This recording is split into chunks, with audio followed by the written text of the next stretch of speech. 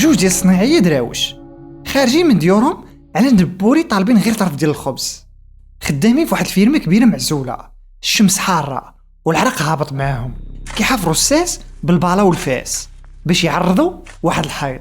كلشي كان غادي عادي حتى لواحد اللحظه البالا ديال واحد فيهم غضرب في شي حاجه تحت من التراب. الصوت ما كانش ديال الحجر، كان الصوت ديال شي حاجه غريبه. زاد حفر، الضربه الثانيه الثالثه التراب كيتقعد وكتبان ليه واحد الزليجه مدفونه في الساس غارق تحت الارض.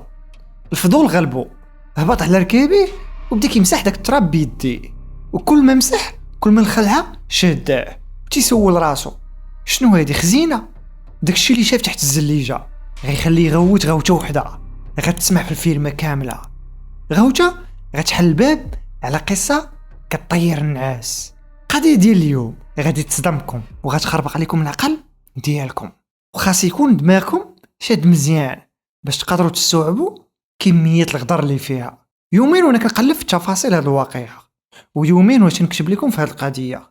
المهم قبل ما نغرقوا في هذا الظلام كالعاده هبطوا اشتركوا بالنسبه للناس اللي باقي ما اشتركوش في قناه ايوب موقيش، وخليوا لي شي تعليق زوين كيشجعني، حيت بزاف منكم كيتفرج فيا وما كيحط لي حتى شي كومونتير سواء ايجابي ولا سلبي، شي حاجه باش نعدلوها في الفيديوهات نقولوها لينا في التعاليق.